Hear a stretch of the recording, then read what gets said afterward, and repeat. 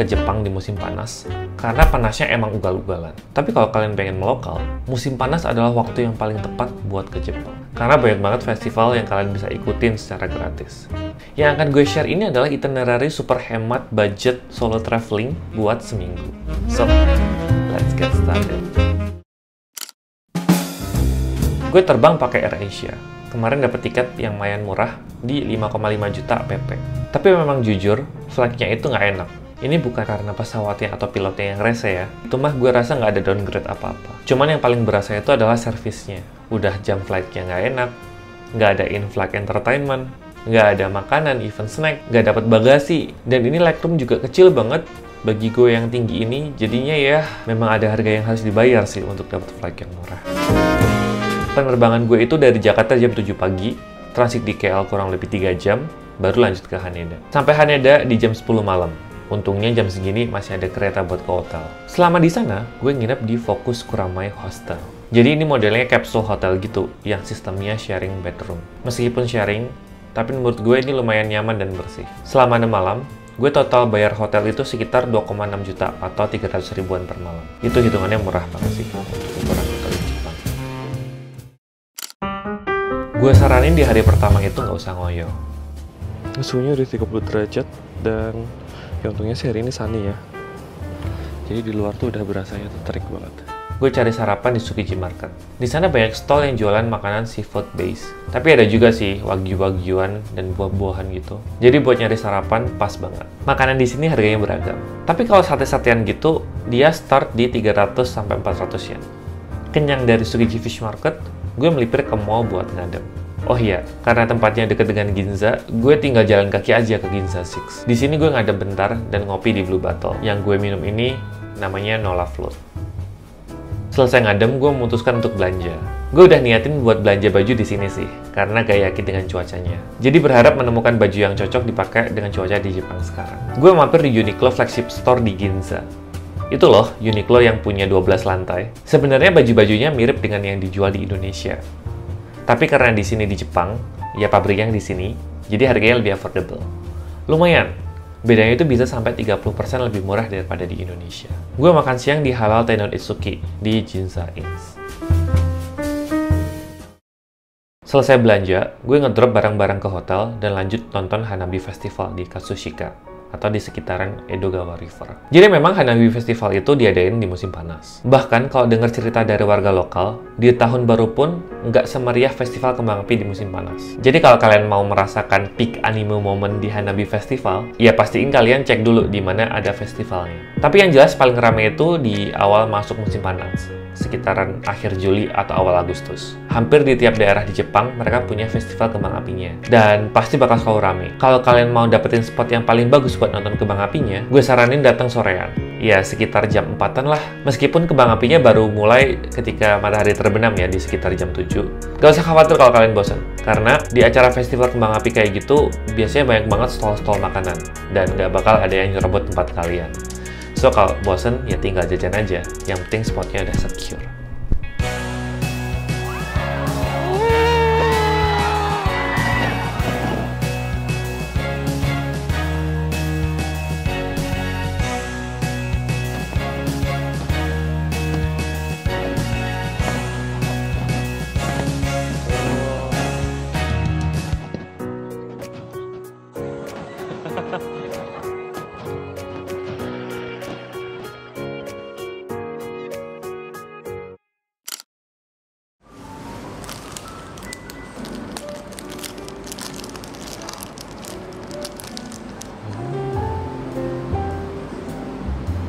Hari kedua gue ke Kamakura.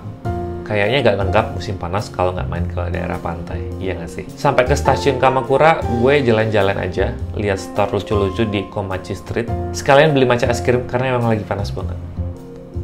Kemudian lanjut menyusuri pantai menggunakan Enoden, yaitu kereta khusus yang ada di jalur Enoshima. Gak lupa turun di stasiun Kamakura Kokomai buat foto di tempat terkenal yang dipakai di openingnya anime Slam Dunk. Untuk makan siangnya, gue makan set menu ikan makarel di Cafe Yori Dokoro. Dan ini ikannya enak banget, sumpah nggak bohong. Sorenya gue mampir di salah satu taman pinggir sungai buat chill dan nonton anak-anak latihan.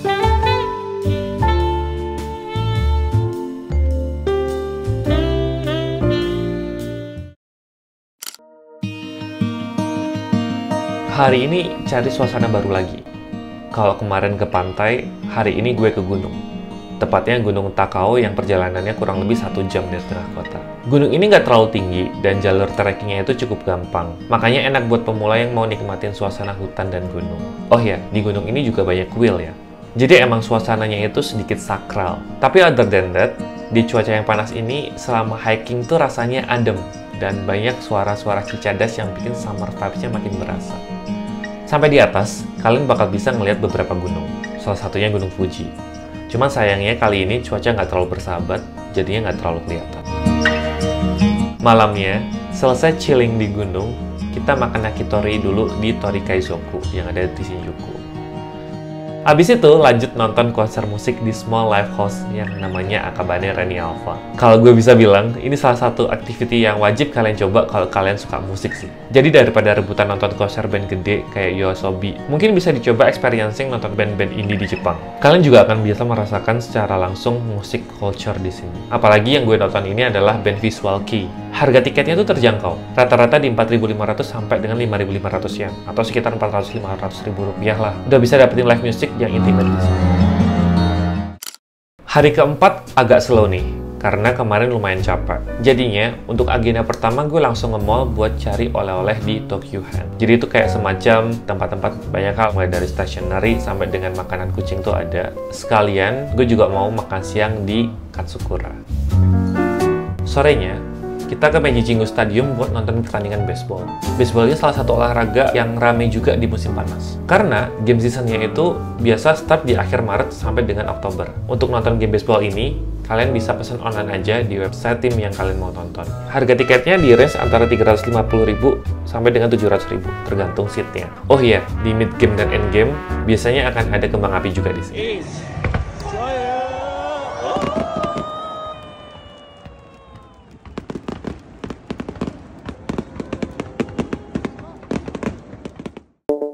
Hari kelima gue dedikasiin untuk explore area Akihabara. Mulai dari main-main ke Yodobashi, the biggest electronic mall di Jepang, kemudian ke Radio Kaikan untuk lihat-lihat action figure. Di sini banyak banget yang jualan action figure second hand gitu, so buat kalian yang kolektor dan mau cari barang-barang aneh, bisa kesini.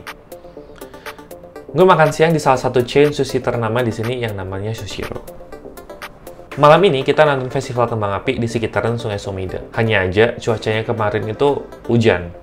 Dan jalanan itu penuh banget, so gue cuma bisa nonton restricted view di jalan gini. Gue udah dapat pengalaman nonton kembang api yang bagus di hari pertama kemarin, dan dapat lagi pas nonton baseball. So, ya gue nggak kesel-kesel amat sih. Oke, good morning again. Ini adalah hari terakhir kita di Tokyo dan Jepang. Kinda sad. Yah, udah hari terakhir aja nih. Karena gue nggak ada partikular agenda hari ini, dan flight pulang gue itu masih jam 11 malam, ya udah, gue memutuskan untuk explore Kisa Cafe atau Manga Cafe. Jadi ini semacam warnet, tapi kalau warnet di Jepang itu bagus banget dan bisa dipakai buat tidur di sini. Dan mereka itu sedia manga super duper banyak, kayak hampir semua manga ada kali ya di sini, dari yang lama sampai yang baru. Tapi sebelum kita pakai warnetnya, kita harus register member dulu, baru bisa book komputer untuk beberapa jam. Gue nyoba sejam aja. Harga per jam tuh segini. Dan waktu pulang pun tiba. Nggak berasa udah seminggu di Jepang. So, gimana? Nggak seburuk itu kan? Meskipun kita datang di musim panas, serunya nggak kalah dengan musim-musim lain. Tapi emang next time harus lebih banyak persiapan sih. Especially untuk menangkal keringat dan udara panas ini. Oke, kalau gitu, thank you semuanya udah nonton. And see you on the next trip. Bye!